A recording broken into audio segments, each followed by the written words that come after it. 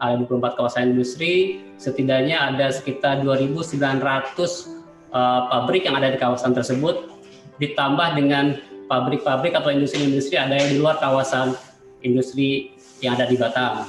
Jadi sekitar ada 384.000 orang yang bekerja di industri-industri tersebut.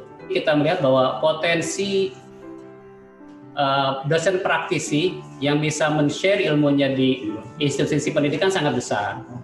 Dan ini mungkin sangat inline dengan Politeknik Negeri Batam atau vokasi ya, dengan pendidikan vokasi di mana kita ingin memberikan sesuatu yang lebih aplikatif kepada masyarakat. Kognisi pembelajaran lampau, pengalaman teman praktisi di tempat kerja itu bisa disetarakan atau bisa dapat pengakuan sertifikat KKNI level 8 atau mungkin lebih, sehingga level itu setara dengan S2. Kalau sudah setara dengan S2 berarti dia layak mengajar. Mengutip pernyataan Pak Menteri, tidak hanya kencan atau MOU saja, tapi harus juga jenjang pernikahan dan memiliki anak dengan harapan nantinya dapat terserap sebanyak-banyaknya di industri karena kualitas dan kompetensi yang sesuai dengan dunia usaha, dunia industri. Jika industri tadi, UKM, pemerintah, stakeholder, dan lainnya telah berubah, tinggal nanti apakah institusi pendidikannya mau berubah atau tidak.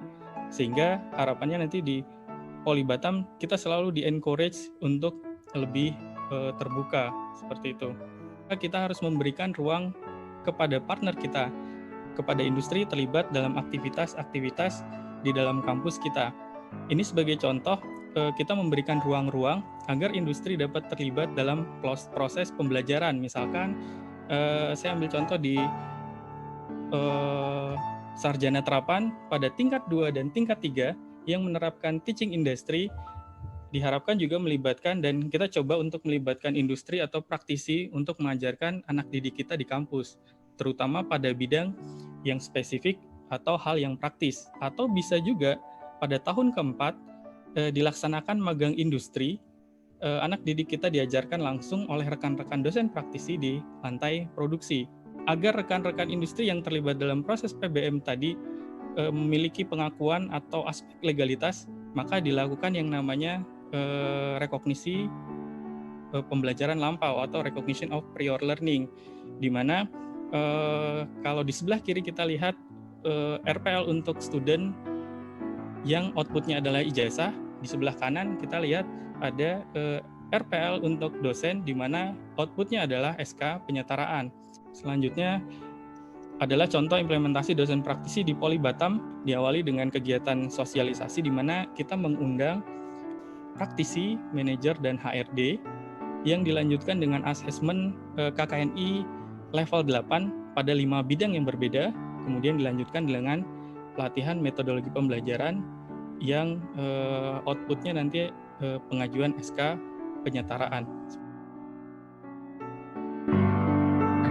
Sebagai quality manager di divisi otomotif sekaligus di divisi wire harness, yang mana beberapa produknya yang saat ini lagi booming adalah mensupport untuk kebutuhan mobil listrik. Baik Bapak dan Ibu, saya melanjutkan cerita saya yang tadi. Jadi di awal tahun 2015 awalnya saya kecemplung di bidang pendidikan, yaitu di Politeknik Batam ini. Dengan adanya perkenalan tersebut, kami berlanjut untuk ngobrol-ngobrol, melihat ke TFMI dan sebagainya. Luar biasa, ternyata ada sekolah vokasi yang memiliki peralatan industri manufaktur elektronik yang selengkap pabrik. Jadi kalau saya lihat, kalaupun dia running produksi, laboratorium ini sudah cukup, tentunya dengan small volume. Nah, dengan adanya kepincut tadi itu, maka kita berlanjut dengan lebih serius lagi. Akhirnya teman-teman dari Prodi EM, khususnya Bu Lina, approach secara langsung dengan saya. Baik, kita lanjutkan dengan rekrutmen. Rekrutmen berjalan juga unik, cukup singkat waktu itu, dan akhirnya karena kebutuhan Bapak dan Ibu, Bu Lina langsung ngomong, Bapak bisa ngajar kapan? Loh, kok tahu-tahu langsung ngajar Bu? Ya, karena memang kita sudah membutuhkan sekali seorang dosen yang bisa membantu untuk memberikan arahan kepada mahasiswa mengenai proses produksi elektronik manufacturing. Baik, insya Allah. Nah, saat itu juga kami terlibat dalam beberapa proses, yaitu penyusunan materi ajar. Sangat menarik sekali karena memang ini unik. Jadi alhamdulillah dengan pengalaman 25 tahun saya di industri elektronik, kita coba tuangkan di dalam suatu buku ataupun materi ajar, ya, walaupun belum sempat terbit secara secara produksi massal, tapi alhamdulillah sudah bisa menjadi acuan bagi adik-adik mahasiswa untuk menjadi acuan belajarnya. Bekerja di PT OSI Elektronik. Di sini saya bersyukur banget kalau misalnya di Politeknik ini justru ada jurusan animasi itu saya sangat mendukung sekali jadinya. Setelah dari Infinite Studio saya menjadi lead animator, setelah menjadi animation supervisor, saya mulai berpikir apa yang bisa saya lakukan selanjutnya untuk dunia animasi ini. Lalu saya pertamanya itu diajak untuk training oleh Infinite itu sendiri, oleh Kinema.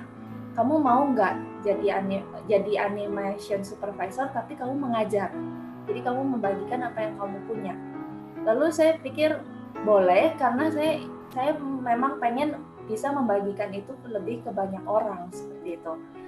Lalu saya bertemu dengan Mbak Sally. Mbak Sally ini dia juga ngajar di animasi di Poltek Batam ini. Lalu dia yang memberitahu saya, Mbak, ini loh ada peluangnya untuk menjadi dosen di Poltek Batam ini, menjadi dosen praktisi. Terus saya pikir apa saya bisa? Saya cuma punya D3 seperti itu. Ternyata dia itu memberitahukan ada yang namanya pelatihan dosen RPL ini. Lalu setelah dia memberitahukan soal ini, saya bilang oke, saya mau, kata saya. Untuk aplikasi ke kelas animasi ini nggak cuma dari materi juga, saya juga mengajarkan gimana sih pentingnya soal scheduling diri mereka sendiri, time management mereka sendiri, lalu mindset seperti apa yang harus mereka punya untuk bisa bekerja di dunia animasi itu sendiri. Ya. Jadi terima kasih banyak untuk Politeknik Batam ini. Banyak banget yang bisa saya pelajari dan banyak banget yang anak-anak mahasiswa dapatkan. Saya yakin itu ke depannya ini, walaupun ini baru permulaan aja, tapi pasti kurikulumnya, untuk pengajarannya, untuk mahasiswa-mahasiswanya, mereka akan lebih berkompetensi untuk lebih baik di dunia kerja itu sendiri. Semua industri saya yakin dituntut untuk lebih inovatif, kompetitif, dan juga kreatif. Nah, hal ini memang bukan hal yang mudah. Itu tidak akan pernah bisa tercapai tanpa ada perbaikan dari sisi kemampuan produksi atau fasilitas produksi dan diimbangi dengan sumber daya manusia yang dimiliki oleh perusahaan. Ini memang membuat saya pribadi terpanggil. Dengan adanya program LPL ini memang menjadi kunci keberhasilan di perusahaan kami khususnya. Itu merupakan menjadi investasi sumber daya manusia, partisipasi antara kerjasama industri dengan dunia pendidikan. Misalnya rata-rata tenaga kerja itu terkonsentrasi di Pulau Jawa, atau boleh dibilang tenaga kerja rata-rata yang diambil harus dari sekitaran Pulau Jawa. Nah, industri ketika mengharuskan, misalkan kayak di Batam, mengharuskan mengambil manpower yang ada di Pulau Jawa, khususnya untuk fresh graduate, itu akan sangat berat sekali. Ini termasuk motivasi saya untuk terpacu segera bergabung di dalam program dosen RPL ini. Nah, keberhasilan pencapaian suatu perusahaan itu tidak lepas dari sumber daya manusia yang dimiliki perusahaan tersebut. Perusahaan akan berpacu dengan waktu untuk mendapatkan hasil produksi yang benar-benar kompetitif. Kalau zaman dahulu mungkin training dalam satu perusahaan disediakan dalam jangka waktu 1 tahun untuk training. Sekarang sudah berubah, bukan 6 bulan lagi, 3 bulan hanya training. Selanjutnya harus benar-benar bisa dilepas di lapangan secara sepenuhnya. Tentunya kesiapan SDM itu harus dimiliki secara proper oleh perusahaan. Pendeknya waktu training yang disediakan perusahaan ini menjadi tantangan tersendiri. Otomatis saya sangat senang sekali waktu berdiskusi dengan Pak Eko di awal waktu dulu. Politeknik Negeri Batam punya berbagai jurusan dan ini membuka dari visual saya khususnya untuk bisa, wah berarti kalau manpower saya tidak perlu susah-susah nih gitu kan. Sebenarnya di Batam sudah tersedia gitu kan. Bahwasanya jangan batasi mindset kita kalau memang sudah belajar mengenai suatu bidang, harus bekerja di bidang itu tanpa harus mengembangkan kemampuannya. Banyak dulu beberapa orang mungkin berpandangan bahwa wah kalau lulusan politeknik bisa apa sih gitu kan. Lulusan politeknik paling ujung-ujungnya cuma jadi pelaksana doang gitu. Atau cuma jadi staff paling-paling mentok departemen head. Nah, saya tak mencoba matahkan itu, makanya saya bisa sampai posisi sekarang ini. Intinya kita tidak boleh berhenti atau membatasi diri kita hanya sebatas ilmu yang kita dapatkan di perkuliahan. Kami bawa case itu. Kenapa sih material di tempat kami itu kejadiannya ketika diolah seperti ini? Ini efeknya apa ketika di-apply dengan torsi tertentu ataupun tekanan tertentu, dia kondisinya tidak sesuai dengan spesifikasi. Apa yang jadi masalah? Nah, hal-hal seperti itu yang kedepannya saya ingin bekerja sama dengan Poli Batam untuk bisa mengembangkan produk kami dalam riset dan juga memperbaiki quality dari produk kami. Dengan hadirnya Politeknik Negeri Batam ini, saya yakin sangat terbantu bahwa kita mencari sumber daya manusia yang tidak perlu jauh-jauh gitu kan. Nah, mengenai RPL dosen program PDP diselenggarakan oleh 20 politeknik. Dan akhirnya ada 466 yang memenuhi jenjang kualifikasi level 8 KKNI. Jadi dari hasil asesmen ini ada yang tidak memenuhi jenjang level 8. Jadi bukan lulus nggak lulus ya Ibu dan Bapak, tapi pemenuhan kualifikasi. Nah, dari kegiatan ini terjadi proses pembelajaran bagi kedua belah pihak.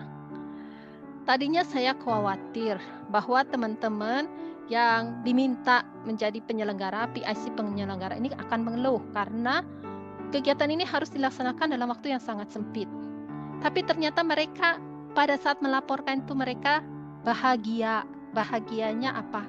Ketika melakukan asesmen terjadi diskusi dan di situ mereka merasa mendapatkan peningkatan wawasan dan pemahaman terhadap dunia industri. Nah, kemudian ketika melaksanakan kegiatan pelatihan metodologi pembelajaran, di situ juga mereka merasa senang karena mendapat pandangan dari sisi yang berbeda, yaitu dalam mempersiapkan materi pembelajaran dan terutama dalam kegiatan micro teaching.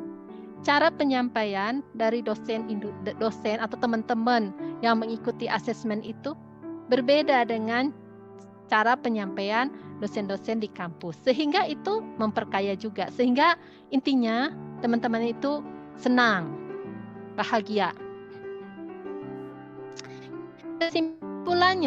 Kesimpulannya RPL dosen itu memang keren. Mudah-mudahan ini menjadi trigger untuk banyaknya para praktisi dari industri untuk terus terlibat di dunia pendidikan di Politeknik gitu ya. Yang pertama yaitu lebih ke quality management system itu apa kalau di materi perkuliahan itu ada mengenai ISO khususnya. Yang kedua manajemen dasar, mungkin itu bisa disampaikan menjadi materi mata kuliah umum juga Pak ke tiap jurusan. Kalau di Infinite sendiri di studio ini sebenarnya untuk program magang itu berapa lamanya itu tidak masalah. Kalau misalnya memang dari Politekniknya sendiri misalnya diminta untuk 6 bulan, mereka boleh magang secara 6 bulan, dan apabila mereka masih mau berlanjut untuk setelah 6 bulan itu, kita akan mengubah status mereka dari magang menjadi junior. Tapi shiftnya 6 bulan setahun welcome. Karena status memang pada saat magang masih hitung sebagai mahasiswa magang, dan tentu ada kompensasi dan sebagainya seperti yang disampaikan Ibu. Jadi tidak ada masalah, dan ini tergantung dari hasil evaluasi manajemen pada saat adik-adik di magang, bagaimana hasilnya ataupun evaluasinya. Kalau memang saat itu ada posisi yang diperlukan, maka sangat tidak menutup kemungkinan untuk langsung direkrut sebagai karyawan. Gitu. Di tempat kami bebas Pak waktunya, mau 6 bulan, mau 1 tahun, it's okay. Memang statusnya kami tidak bisa merubah, tetap sebagai mahasiswa magang.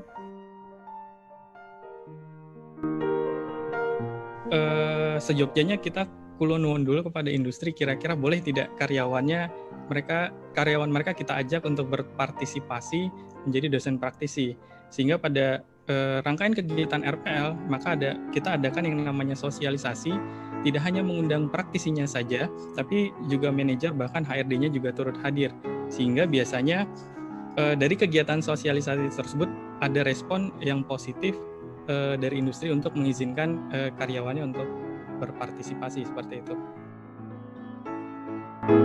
Nah, mudah-mudahan dengan RPL ini terjalin kerjasama yang baik antara industri dengan perguruan tinggi, meskipun Indonesia ya relatif terlambat lah dibanding negara-negara maju, di mana kerjasama mereka sudah bagus, sehingga keinginan kami untuk mendidik atau menluluskan orang yang siap kerja, yang saya katakan plug and play tadi, itu bisa terlaksana karena ada kontribusi dari teman-teman praktisi. Demikian juga kalau kerjasama ini baik, sebetulnya perguruan tinggi seperti Politeknik ini bisa juga dimanfaatkan sebagai tempat riset dan pengembangan bagi produk-produk industri. Baik, terima kasih lagi kepada seluruh para peserta yang telah berkenan hadir di acara webinar ini. Jangan lupa untuk ikuti webinar berikutnya tanggal 7 Juli itu di waktu yang sama, hari Selasa, Project Based Learning. Kemudian hari Kamis tanggal 9 Juli tentang kolaborasi vital industri digital. Oh, jempol dua. Baik. 1, 2, 3.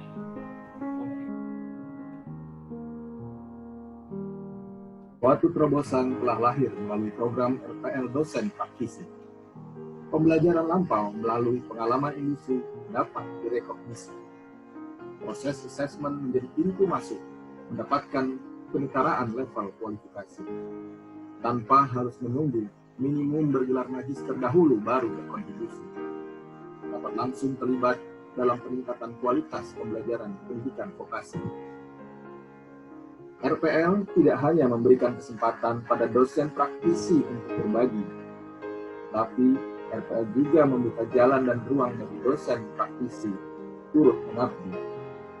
Kolaborasi dosen vokasi dengan praktisi membuat pembelajaran lebih bergigi, memperkaya cakrawala peserta didik dengan masalah industri yang real terjadi, sehingga lebih memotivasi mereka menyelesaikan persoalan dan terus belajar lagi. Dosen vokasi merupakan motor penggerak utama pembelajaran. Kehadiran dosen praktisi hasil RPL semoga membawa perubahan, menghadirkan pembelajaran yang menantang namun menyenangkan, memastikan bahwa SDM lulusan vokasi dapat menjadi tumpuan, memajukan Indonesia unggul sejahtera dalam 20 tahun ke depan.